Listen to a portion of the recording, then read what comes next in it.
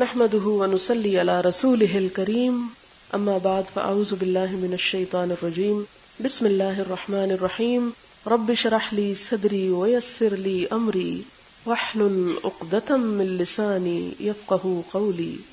ایمان کے اجزاء پہلے لکھ لیجیے، تھوڑی سی تمہید کے طور پر ایمان کی چند باتیں، پھر میں کتاب پڑھوں گی تو انشاءاللہ پھر آپ کو سمجھ زیادہ آئے گی بات، اور ان چیزوں کو پس منظر میں رکھ کے آپ اس چیز کو جانیں گے.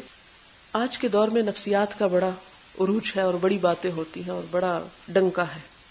عملی نفسیات میں کامیابی کے لیے 4 شرائط بتائی گئی کہ کامیاب انسان کون ہوتا ہے، یا دوسرے لفظوں میں عملی نفسیات کی بنیادیں 4 چیزوں پر قائم ہیں، اور یہ 4 چیزیں انسان کے اندر چھپی ہوئی قوتیں ہیں، 4 قوتیں، مخفی قوتیں. اور ان کا کہنا یہ کہ انسان چاہے تو ان قوتوں کو اور طاقتور کر سکتا ہے، ان میں اضافہ کر سکتا ہے، اور جتنا جتنا وہ اضافہ کرتا جائے گا اتنا اتنا کامیابی کے مرحلے طے کر لے گا. یہ کون کون سی ہیں؟ نمبر 1 قوت یقین، کانفیڈنس پاور، اسی کو قوت اعتماد کہا جاتا ہے. نمبر 2 قوت ارادی، ول پاور. نمبر 3 قوت تخیل، قوت فکر، امیجنیشن پاور. نمبر 4 قوت ہدایت، سجیشن پاور. یہ ترتیب جو ہے یہ ایک بیانی ترتیب ہے، یہ ساری چیزیں ایک دوسرے کے ساتھ ریلیٹڈ ہیں. قوت یقین کو عموماً وہ اس طرح ڈیفائن کرتے ہیں کہ اس سے مراد وہ قوت ہے جو کسی کام کو کرتے وقت انسان اپنے اندر محسوس کرتا ہے. ماہرین نفسیات یہ کہتے ہیں کہ جس انسان کے اندر جتنی زیادہ قوت یقین ہوگی، کانفیڈنس جتنا زیادہ ہوگا، اتنا ہی زیادہ اس کی زندگی میں کامیابی کے امکانات ہوں گے. لیکن ماہرین نفسیات اس قوت کو اپنی ذات پر اعتماد میں لیتے. قوت یقین سے مراد اپنی ذات پر اعتماد، یعنی ذات کا اعتماد یا ذات پر اعتماد، جس کو سیلف کانفیڈنس کہا جاتا ہے. اور ان کا کہنا یہ ہے کہ جب تک انسان کو ذات کی معرفت نہیں ہوگی، ذات کی پہچان نہیں ہوگی، اپنے آپ کو نہیں پہچانے گا، اپنی قوتوں کو نہیں پہچانے گا، اس وقت تک وہ کامیاب نہیں ہو سکتا. لیکن وہ اس مسئلے پر پریشان ہے کہ ذات فنا ہونے والی چیز ہے. یہاں آ کے وہ بے بس ہو جاتے ہیں.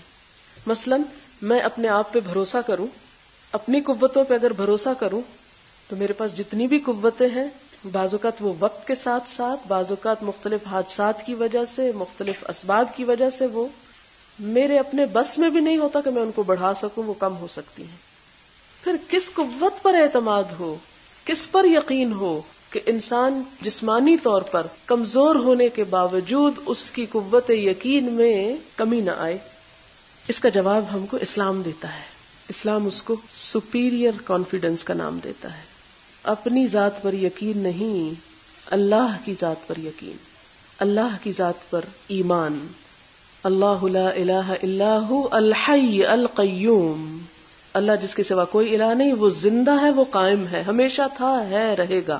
جو اس پر بھروسہ کر لے، اس پر اعتماد کر لے، اس پر یقین کر لے، پھر وہ کامیابی کے مرحلے طے کرتا چلا جائے گا. پھر اس کی زندگی میں کوئی شکست نہیں، وہ ٹوٹ کے بھی نہیں ٹوٹتا، وہ ناکام ہو کر بھی ناکام نہیں ہوتا.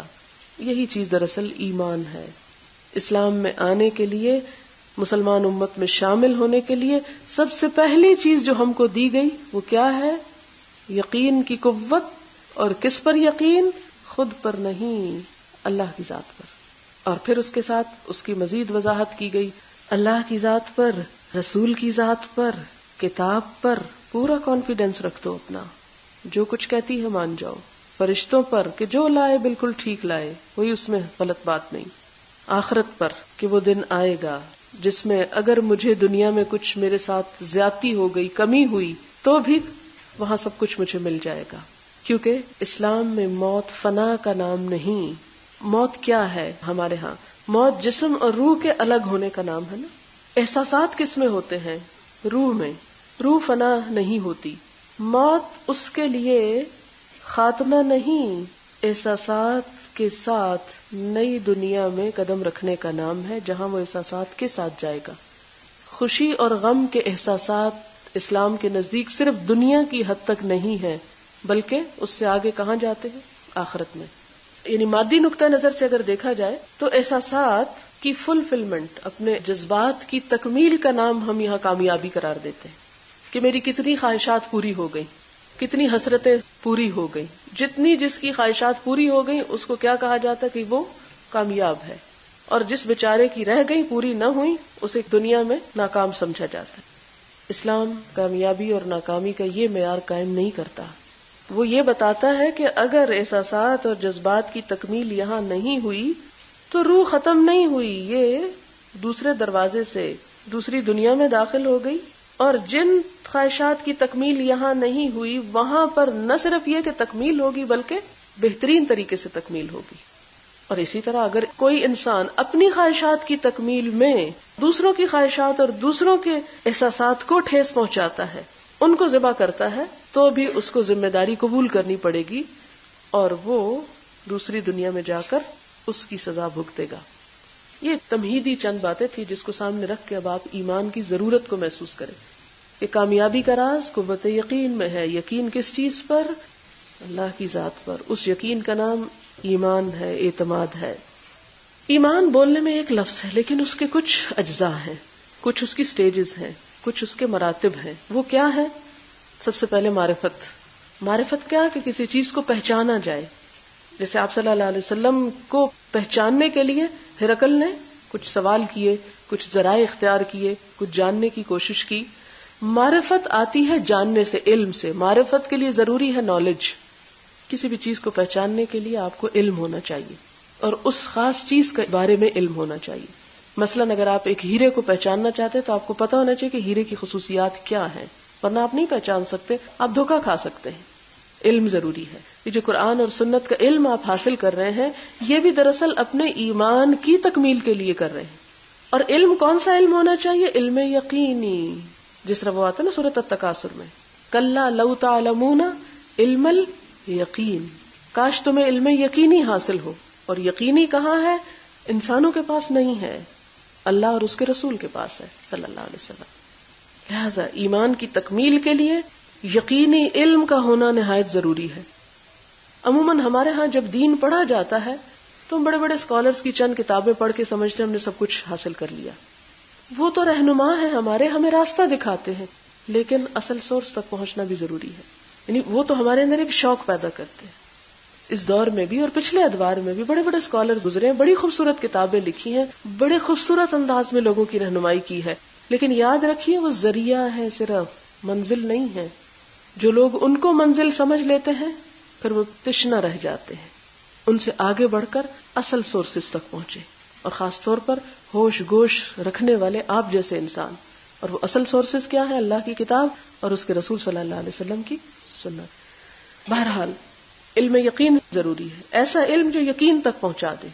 اور جب یقین آ جاتا ہے انسان کے اندر تو اعتماد اور بھروسہ پیدا ہو جاتا ہے. مثلاً آپ کو کسی کی ذات پہ یقین ہو تو آپ اعتماد کرتے ہیں نا، ورنہ تو آپ اعتماد نہیں کر سکتے. اگر آپ کو کسی کے اوپر شک ہو، مثلاً آپ دیکھیں کہ والدین اپنی بچی کو بیاہ کے ایک اجنبی کے ساتھ بھیج دیتے ہیں. کس طرح بھیجتے ہیں؟ یقین ہوتا ہے نا کہ وہ اس کے حقوق پورے کرے گا، اس کا خیال رکھے گا، لہٰذا اس پر اعتماد کر کے اس کو اپنے جگر کا ٹکڑا دے دیتے ہیں. کتنی بڑی چیز ہے، کتنا بڑا فیصلہ ہوتا ہے. اسی طرح جب اللہ تعالیٰ کی ذات پر یقین ہو جائے، وہ علم یقینی حاصل ہو جائے تو اعتماد اور بھروسہ اس حد تک بڑھ جاتا ہے کہ انسان اپنا سب کچھ اللہ کی راہ میں لگا دینے کو نقصان نہیں، نفع کا سودا سمجھتا ہے. اور پھر وہی والدین جو بیٹی کو رخصت کرتے ہوئے روتے ہیں پھر بعد میں خوش ہوتے ہیں کہ شکر ہے ہمارا فرض ادا ہو گیا، ہم نے نفع کا سودا کیا. پھر آپ دیکھیں کہ جب اعتماد اور بھروسہ ہوتا ہے تو پھر سر تسلیم خم ہو جاتا ہے، پھر عاجزی پیدا ہونے لگتی ہے کہ ہاں میرے رب جو تو کہتا ہے وہ بالکل ٹھیک ہے، میں مانتا ہوں اس کو، میں تسلیم کرتا ہوں اس کو. اور پھر تصدیق کا مرحلہ آتا ہے، تصدیق کر دیتا ہے انسان. تصدیق زبان سے بھی ہوتی، عمل سے بھی ہوتی، کہ پھر جس چیز پر اس نے یقین کیا، اس نے تسلیم کیا، سر تسلیم خم کیا، اب کیا ہوا؟ عملی ثبوت پیش کر رہا ہے، اس کا تصدیق کر رہا ہے. ان ساری چیزوں سے مل کر ایمان بنتا ہے، اور ان ساری چیزوں کی مختلف انداز میں وضاحت اس کتاب میں آپ کو ملے گی. اب ہم اس کو پڑھتے ہیں. بسم اللہ الرحمن الرحیم. باب الایمان. وقول النبی صلی اللہ علیہ وسلم، اور فرمان نبی صلی اللہ علیہ وسلم کا، بنی الاسلام، بنیاد رکھی گئی اسلام کی، علی خمس، اوپر 5 کے، وہوا، اور وہ، قول، قول ہے، وفعل، اور فعل ہے، ویزید، اور زیادہ ہوتا ہے، وینقص، اور کم ہوتا ہے۔ قال اللہ تعالی، اللہ تعالی کا فرمان ہے، لیزدادوا، تاکہ وہ بڑھ جائیں، ایمانن، ایمان میں، مع ایمانہم، اپنے ایمان کے ساتھ، یعنی ان کے ایمان میں اور اضافہ ہو جائے، وزدناہم، اور زیادہ دی ہم نے ان کو، ہدن، ہدایت۔ ایک مجھے شکایت ہے پاکستانی پرنٹنگ سے کہ اس میں کوئی ایسے اشارے، انورٹڈ کاماز کچھ نہیں لگاتے کہ پتہ چلے کہ حدیث کہاں ختم ہوئی اور آیت کہاں سے شروع ہوئی اور آیت ختم کہاں ہوئی۔ اب میں بعد میں وضاحت کروں گی اس کی، لیکن عربی پرنٹنگ میں آپ کو کہیں یہ شکایت نہیں ملے گی، وہاں واضح پتہ چلے گا۔ اب اس میں آپ دیکھیں کہ نبی صلی اللہ علیہ وسلم کا قول صرف اتنا ہے، بنی الاسلام علی خمس، ختم۔ آگے امام بخاری کی بات ہے کہ وہ قول بھی ہے، فعل بھی ہے، زیادہ بھی ہوتا ہے، کم بھی ہوتا ہے۔ اور پھر اللہ تعالیٰ کا قول ہے، لیزدادوا ایمانا مع ایمانہم، یہ آیت یہاں ختم ہو گئی۔ وزدناہم ہدن دوسری آیت ہے، ایک اور آیت کی کوٹیشن ہے، ایک اور آیت، ویزید اللہ، اور بڑھاتا ہے اللہ، الذین، ان لوگوں کو، اہتدوا، جنہوں نے ہدایت پائی، ہدن، ہدایت میں۔ آیت ختم، اور آیت ہے، والذین اہتدوا، اور وہ لوگ جو ہدایت پاتے ہیں، زادہم، زیادہ دیتا ہے ان کو، ہدن، ہدایت، وآتاہم، اور دیتا ہے ان کو، تقواہم، ان کا تقوی بھی۔ آیت ختم۔ ویزداد، اور بڑھاتا ہے، الذین، ان لوگوں کا، آمنوا، جو ایمان لائے، ایمانن، ایمان۔ آیت ختم۔ وقولہ، اور اللہ تعالیٰ کا فرمان ہے، یعنی قرآن پاک کی آیت ہے، ایکم، کون سا تم میں سے، زادت ہو، بڑھایا اس کا، حاضی ہی، اس نے، یعنی اس صورت نے، ایمانن، ایمان۔ فَأَمَّا الَّذِينَ آمَنُوا، تو لیکن وہ لوگ جو ایمان لائے، فَزَادَتْهُمْ، تو بڑھاتی ہے ان کا، ایمانن، ایمان۔ زادت مراد اس سے صورت ہے کہ صورت نے ان کا ایمان اور بڑھا دیا۔ وَقَوْلُهُ جَلَّ ذِكْرُهُ، اور اس کا فرمان ہے، بلند ہے ذکر اس کا، فَاخْشَوْهُمْ، پس ڈرو ان سے، فَزَادَهُمْ، تو زیادہ کر دیا ان کا، ایمانن، ایمان۔ وَقَوْلُهُ تعالی، اور اللہ تعالیٰ کا قول ہے، وما زادہم، اور نہیں بڑھایا ان کو، الا ایمانن، مگر ایمان میں، وتسلیمن، اور تسلیم، یعنی سر تسلیم خم کرنے میں، والحب فی اللہ، اور محبت اللہ کی خاطر، والبغض فی اللہ، اور بغض اللہ کی خاطر، من الایمان، ایمان کا حصہ ہے۔ وکتب عمر بن عبد العزیز، اور عمر بن عبد العزیز نے لکھا، الی عدی بن عدی، عدی بن عدی کو، انا، بے شک، للایمان، ایمان کے لیے، فرائض، فرائض ہیں، وشرائع، اور احکام ہیں، وحدودن، اور حدود ہیں، وسننن، اور کچھ سنتیں ہیں۔ فمن استکملہا، تو جس نے ان کو مکمل کر لیا، استکمل الایمان، اس نے ایمان مکمل کر لیا۔ ومن لم یستکملہا، اور جس نے ان کو مکمل نہیں کیا، لم یستکمل الایمان، اس نے ایمان مکمل نہیں کیا۔ فإن أعش، پھر اگر میں زندہ رہا، فسأبینھا، پس ان قریب میں بیان کروں گا اس کو، لکم، تمہارے لیے، حتی تعملوا بہا، یہاں تک کہ تم عمل کرو اس پر۔ وإن أمت، اور اگر میں مر گیا، فما انا، تو نہیں ہوں میں، علی صحبتکم، تمہارے ساتھ رہنے پر، بحریص، حریص، یعنی خواہش مند۔ وقال ابراہیم، اور کہا ابراہیم نے علیہ السلام، ولکن لیطمئن قلبی، تاکہ مطمئن ہو جائے میرا دل۔ وقال معاذ، اور کہا معاذ رضی اللہ تعالی عنہ نے، اجلس بنا، بیٹھو ہمارے ساتھ، نؤمن ساعتن، ہم ایمان لے آئیں ایک گھڑی۔ وقال ابن مسعود، اور کہا ابن مسعود نے، الیقین، یقین، الایمان، ایمان ہے، کلہ، سارے کا سارا۔ وقال ابن عمر، اور کہا ابن عمر نے، عبداللہ بن عمر، لا یبلغ العبد، نہیں پہنچتا کوئی بندہ، حقیقت التقوی، تقوی کی حقیقت کو، اصلیت کو، حتی یدع، یہاں تک کہ چھوڑ دے، ما حاک، جو کھٹکتا ہے، فی الصدر، سینے میں۔ وقال مجاہد، اور مجاہد نے کہا، شرع لکم، مقرر کیا اس نے تمہارے لیے، اوصینا کا، وصیت کی ہم نے آپ کو، یا محمد، اے محمد، و ایاہ، اور اس کو بھی، دینا واحدا، ایک ہی دین کی۔ وقال ابن عباس، اور ابن عباس نے کہا، یعنی اس کی تفسیر میں، شرعتم و منہاجا، یعنی راستہ اور طریقہ، سبیلاً، راستہ، و سنتاً، اور طریقہ، و دعاؤکم، اور دعا کرنا تمہارا، ایمانکم، ایمان ہے تمہارا۔ اب اس کی تفسیر دیکھتے ہیں۔ قول النبی صلی اللہ علیہ وسلم، آپ صلی اللہ علیہ وسلم کا قول ہے بنی الاسلام علی خمس، کہ اسلام کی بنیاد 5 چیزوں پر ہے.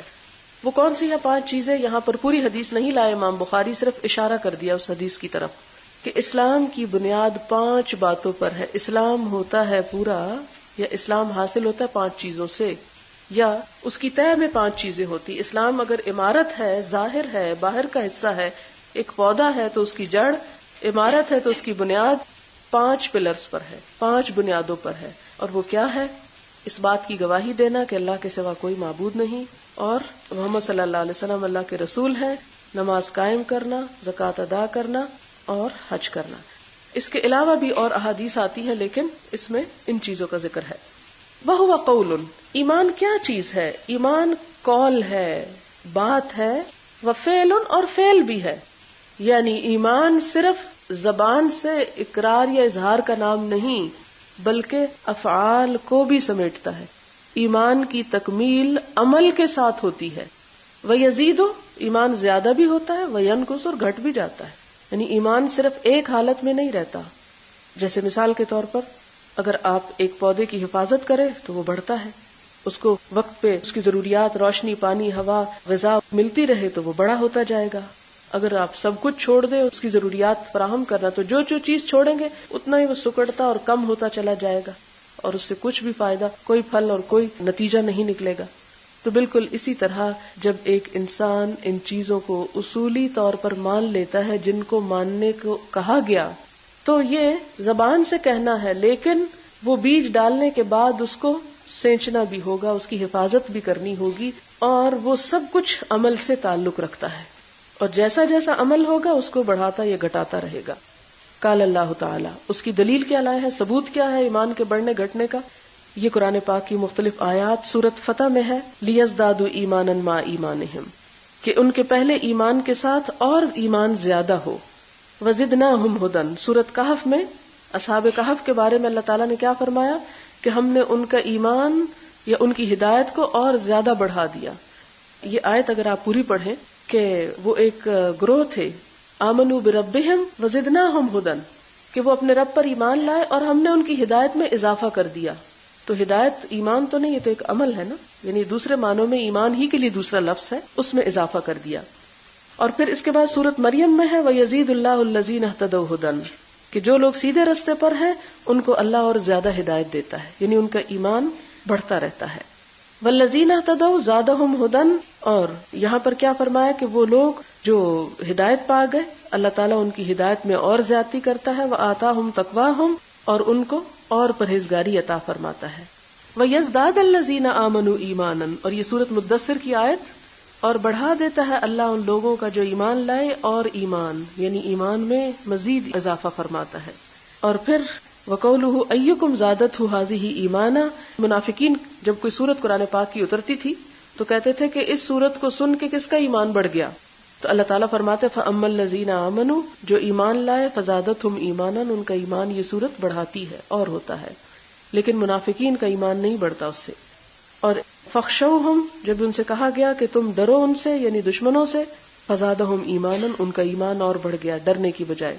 اور اللہ تعالیٰ کا کیا ارشاد ہے وَمَا زَادَهُمْ إِلَّا إِيمَانًا وَتَسْلِيمًا، کہ ان کے ایمان اور تسلیم کی استطاعت اور زیادہ ہو گئی.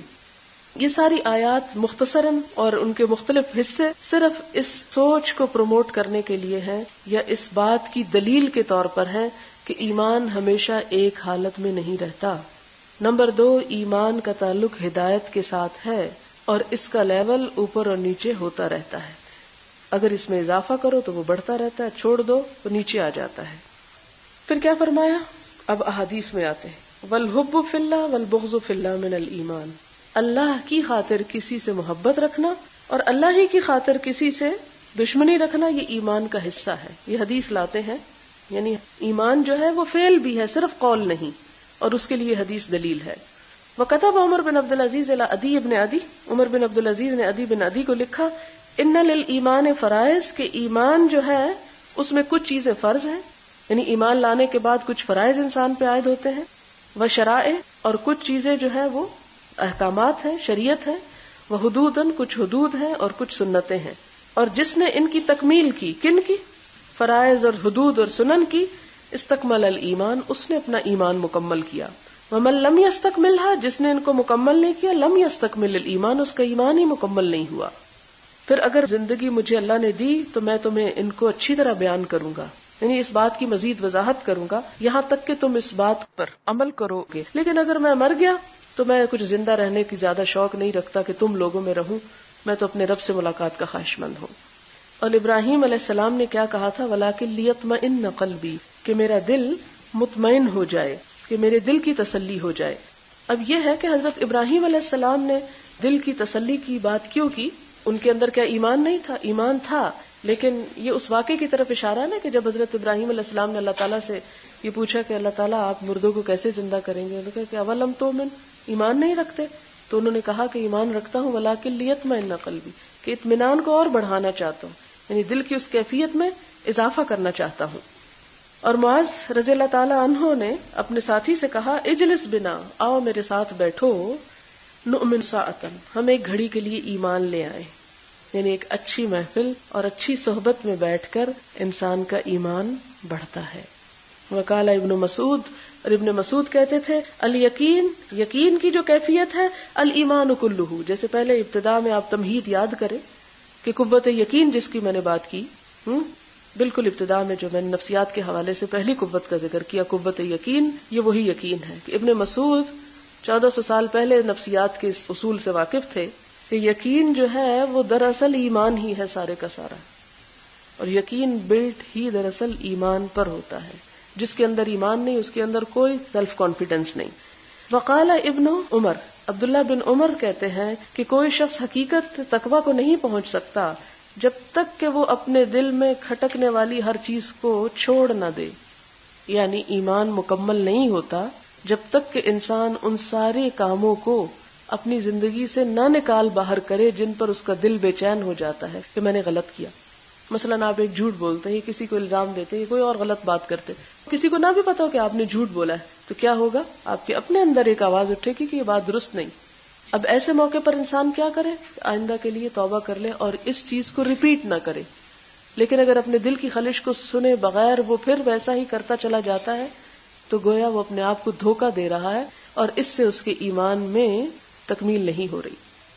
وقال مجاہد، اور مجاہد ایک مفسر ہے، وہ کیا کہتے ہیں کہ شرع لکم، یعنی قرآن پاک کی یہ جو آیت ہے اس کا مطلب کیا ہے؟ اوصینا کا یا محمد، کہ اے محمد صلی اللہ علیہ وسلم ہم نے آپ کو وصیت کی، وإیاہ، اور اس کو بھی، کس کو؟ نوح علیہ السلام کو. ایاہ کی ضمیر نوح علیہ السلام کی طرف جاتی ہے. دیناً واحداً، یعنی ایک ہی دین ہے، یعنی ایمان ہر جگہ پر ایک ہی ہے. اور ابن عباس اس کی تفسیر کیا کرتے ہیں؟ شرعۃ و منہاجا، کہ ایمان جو ہے وہ ایک شریعت رکھتا ہے اور ایک طریقہ رکھتا ہے، ایک سنت رکھتا ہے. اور آخر میں کہتے ہیں کہ وَدُعَاؤُكُمْ ایمانُكُمْ، یہ بھی ایک آیت کو سورۃ الفرقان کی کوٹ کیا گیا ہے یہاں کہ تمہارے رب کو کیا پڑی، لولا دعاؤکم، اگر تمہارا پکار نہ ہوتی. تو یہاں دعا کا معنی بھی دراصل ایمان ہے. ایک تو دعا کا معنی ایمان کیا گیا، اور دوسرا دعا کا معنی دعا ہی ہے. دعا کرنا ایک فعل ہے، ایک عمل ہے، اور عمل جزو ایمان ہے. یہاں اس عمل کو ایمان کا حصہ قرار دیا گیا. دعا اور ایمان کا صلہ کیا ہے؟ صلہ، اس کا تعلق یہ ہے کہ دعا مانگتا ہی وہ ہے، دعا کر ہی وہ سکتا ہے جس سے وہ مانگ رہا ہے اس کی ذات پر اعتماد ہو.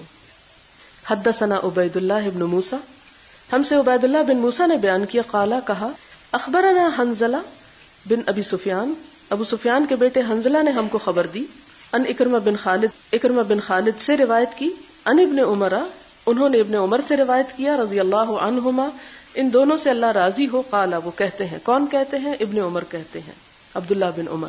قال رسول اللہ صلی اللہ علیہ وسلم، کہ نبی صلی اللہ علیہ وسلم نے فرمایا، بنی الاسلام علی خمس، اسلام کی بنیاد 5 باتوں پر ہے. شہادت اللہ الہ الا اللہ، اس بات کی گواہی کہ اللہ کے سوا کوئی الہ نہیں، وان محمد الرسول اللہ، اور محمد صلی اللہ علیہ وسلم اللہ کے رسول ہے، واقام الصلاۃ، اور نماز قائم کرنا، وایتاء الزکوٰۃ، اور زکوٰۃ ادا کرنا، والحج، حج ادا کرنا، وصوم رمضان، اور رمضان کے روزے رکھنا. یہ 5 چیزیں جو ہیں یہ اسلام کی بنیاد ہے. اب یہ تو اعمال ہیں، عبادات ہیں، ان کا ایمان سے کیا تعلق؟ صرف تعلق نہیں، آپ صلی اللہ علیہ وسلم ان کو ایمان کا، اسلام کا حصہ بھی نہیں، بنیاد قرار دے رہے ہیں، دیوار اور چھت بھی نہیں بلکہ بنیاد، کہ جس کے اوپر اس کی عمارت اٹھے گی.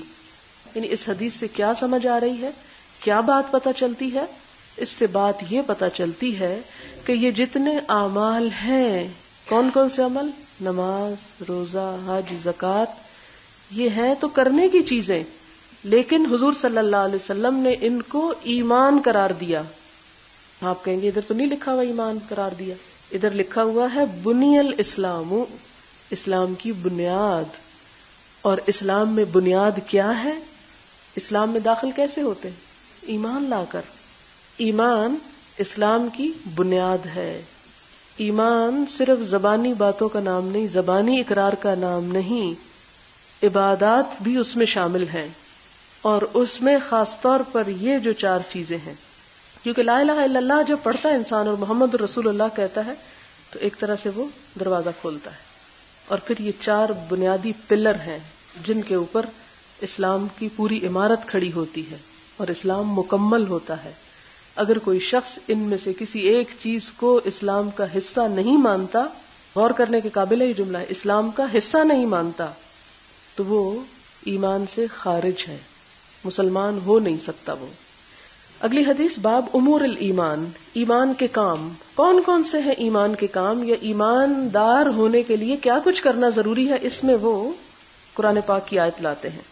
وقول اللہ تعالی، اللہ تعالیٰ کا فرمان ہے، لیس البر، نیکی یہ نہیں، ان تولوا وجوہکم، کہ تم موڑ لو اپنے چہروں کو، قبل المشرق، مشرق کی طرف، والمغرب، اور مغرب کی طرف، ولکن البر، لیکن نیکی، من آمن، اس کی ہے نیکی جو ایمان لایا، کس پر، باللہ والیوم الآخر، اللہ اور یوم آخرت پر، والملائکۃ، اور فرشتوں پر، والکتاب، کتاب پر، والنبیین، نبیوں پر، وآت المال، اور دیا مال، علی حبہ، اس کی محبت میں، ذوی القربہ، رشتہ داروں کو، والیتامى، یتیموں کو، والمساکین، مسکینوں کو، وابن السبیل، مسافر کو، والسائلین، اور سوالیوں کو، مانگنے والوں کو، وفی الرقاب، اور گردنیں چھڑانے میں، واقام الصلاۃ، اور نیکی کیا ہے کہ نماز قائم کی، وآت الزکاۃ، زکوٰۃ ادا کی، والموفون بعہدہم، اور عہد پورا کرنے والے، اذا عاہدوا، جب وہ عہد کر چکے، والصابرین، اور صبر کرنے والے، فی البأساء، مصیبت میں، والضراء، تنگی میں، وحین البأس، اور جنگ کے وقت، اولئک الذین صدقوا، یہی لوگ ہیں جنہوں نے سچ کہا، واولئک هم المتقون، اور یہی لوگ تقوی والے ہیں.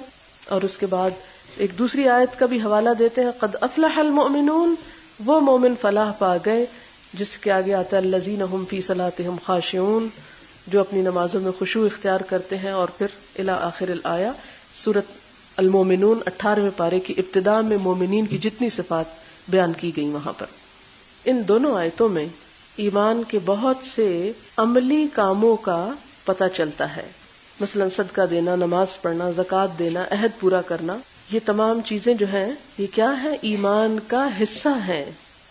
حدثنا عبداللہ ابن محمد قال حدثنا ابو عامر العقدی، عبداللہ بن محمد نے ہم سے بیان کیا، کہتے ہیں کہ ہم سے ابو عامر العقدی نے، قال حدثنا سلیمان ابن بلال، کہتے ہیں کہ ہم سے سلیمان ابن بلال نے روایت کیا، ان عبداللہ ابن دینار، انہوں نے عبداللہ بن دینار سے لیا، ان ابی صالح، ان ابی ہریرہ، انہوں نے ابو صالح سے، اور انہوں نے پھر ابو ہریرہ رضی اللہ تعالی عنہ سے، ان النبی صلی اللہ علیہ وسلم، ابو ہریرہ حضور صلی اللہ علیہ وسلم سے روایت کرتے ہیں، قال، آپ صلی اللہ علیہ وسلم نے فرمایا، الایمان بدع وستون شعبۃ والحیاء شعبۃ من الایمان. یہ جو الایمان سے ایمان تک کی حدیث ہے، الفاظ ہیں، اس کو قولی حدیث کہتے ہیں. یہ آپ صلی اللہ علیہ وسلم کی زبان مبارک کے الفاظ ہیں جو آپ نے فرمائے. کیونکہ میں نے حدیث کی ڈیفینیشن بتاتے ہوئے سب سے پہلے بات جو کی تھی کہ اقوال الرسول صلی اللہ علیہ وسلم، تو یہ قول ہے آپ کا. کیا قول ہے؟ کہ الایمان بدع وستون شعبۃ، کہ ایمان کے 60 سے اوپر کچھ شاخیں ہیں، کچھ حصے ہیں. یعنی ایمان ایک سمپل سینٹنس نہیں، ایمان کے آگے پھر برانچز ہیں، حصے ہیں، شاخیں ہیں. اور وہ کتنی ہیں؟ بدع کچھ، وستون اور 60، یعنی 60 سے اوپر. والحیاء، اور ان برانچز میں ایک اہم حصہ جو ہے، شاخ جو ہے، وہ حیا ہے. والحیاء شعبۃ من الایمان، ایمان کا حصہ ہے. اب آپ دیکھیں، اس سے اندازہ لگائیں، حیا صرف عورتوں کے لیے نہیں، مردوں کے لیے بھی ہے، عورتوں کے لیے بھی ہے، سب کے لیے ہے. اور حیا کا مطلب بھی ہم سب سمجھتے ہیں. اگر کسی عورت کے اندر حیا نہیں پھر اس کا ایمان کہاں؟ آپ نے 60 سے زیادہ حصوں کا ذکر فرمایا اور اس میں بے شمار چیزیں ہوں گی، آبویسلی بہت ساری چیزیں ہیں. ان سب کو چھوڑ کر اہم ترین حصے کو، اور وہ حیا ہے. مردوں کے لیے بھی ضروری ہے لیکن عورتوں کے لیے تو اور بھی زیادہ ضروری. عورت کا تو حسن ہی حیا ہے.